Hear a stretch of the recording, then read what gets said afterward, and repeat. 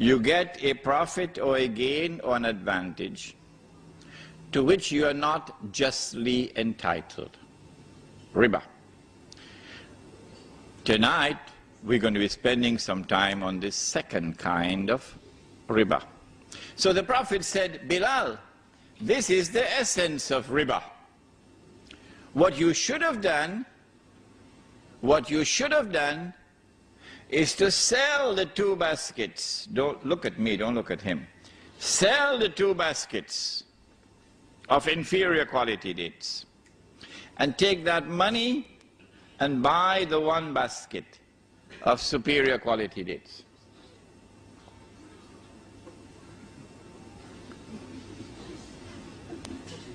And so they had equal value, equal value. And so it was haram to exchange 2 baskets of dates for 1. It was riba.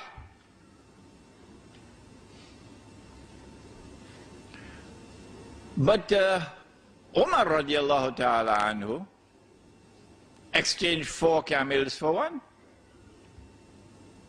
And that was not haram. Why was this haram and that not haram? And Ali radiallahu ta'ala anhu exchanged 20 camels for 1.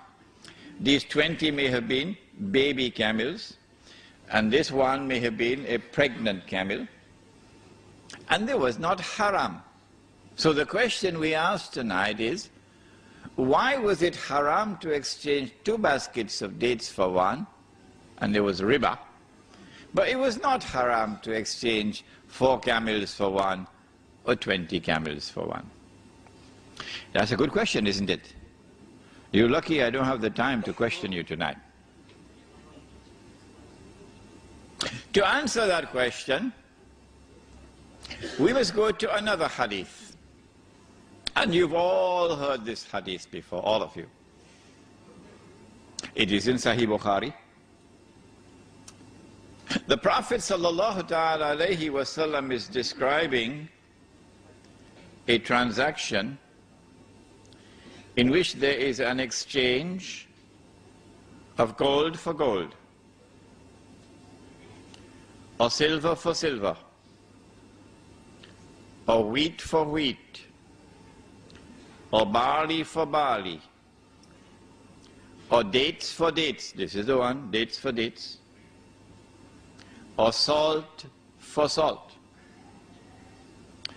And he is declaring, once it is like for like,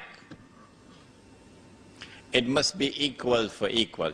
2 baskets on this side, you must have 2 baskets on this side. If not, it is riba. Why is it riba? Remind me to answer that question if I forget.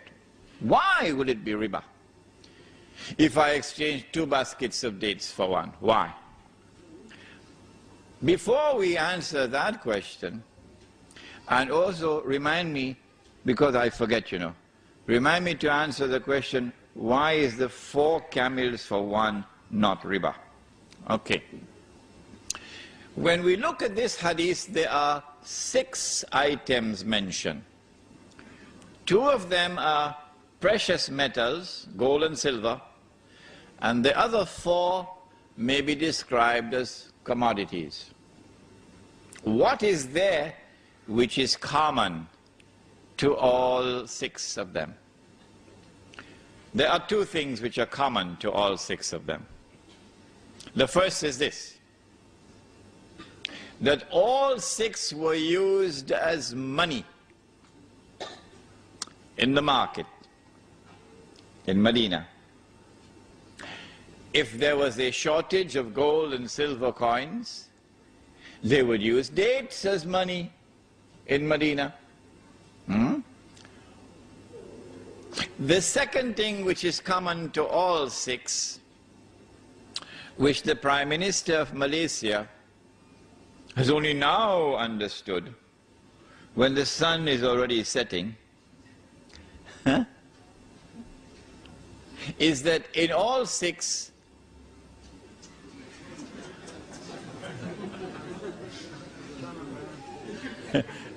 In all six, the value of the money is in the money. In other words, in all six, the money had intrinsic value. I heard with my own ears the Prime Minister of Malaysia say a few years ago, of course he's going to be embarrassed now to be reminded of it, he said money has no intrinsic value. Now he's backpedaling because now he's beginning to learn a little thing from us who are teaching this subject for years now. And so the two things which are common are, number one, all six were used as money. And number two, in every case, the money had intrinsic value. Welcome, brothers and sisters, to Sunnah money. You never heard of it before. You heard about the Sunnah, it's the beard. You heard about Sunnah, Salat. But you never heard about Sunnah money before. First time. What is Sunnah money? Sunnah money is either precious metals or commodities. And Sunnah money is money which has intrinsic value. I leave behind me two things. So long as you hold on to them, you will never go astray. The Book of Allah and my Sunnah. And this is also his Sunnah. And we've abandoned it today. This is riba. We will explain to you how it is riba. We've abandoned what we had as Sunnah money and replaced it with riba. We'll explain to you how. But wait a minute. This money, which is Sunnah money, is it also in the Quran? I mean, did we abandon the Quran as well? Oh, that would be terrible. So let's go to the Quran and see. When Yusuf alayhi salam was in the well, you shaking your head? Okay, he was in the well. The travelers came, fished him out of the well, and they took him to Egypt and they sold him. Surah Yusuf. وَشَرَوْهُ بِثَمَنٍ بَخْسٍ دَرَاهِمَ مَعْدُودَةٍ. And they sold him for a few measly dirhams. What is this word dirham? A dirham is a silver coin, precious metals. And then there is this ayah also in the Quran, in Surah Al Imran, where Allah subhanahu wa ta'ala addresses the double standards of the Jews. And remember, it is not Imran Hussein who is speaking, it is Allah subhanahu wa ta'ala. So if they want to arrest anyone, they will have to arrest Allah subhanahu wa ta'ala. Let him try to do that now. وَمِنْ أَهْلِ الْكِتَابِ مَنْ إِنْ تَأْمَنْهُ بِقِنْطَارٍ يُؤَدِّهِ إِلَيْكَ. And amongst the Ahlul Kitab, here it is the Jews, there are those who, if you entrust them with a qintar, 1,200 gold coins. It's about 350,000 US dollars. Could you kindly keep this for me safely? When you want it back, they will return it to you. Why? Because you're a Jew.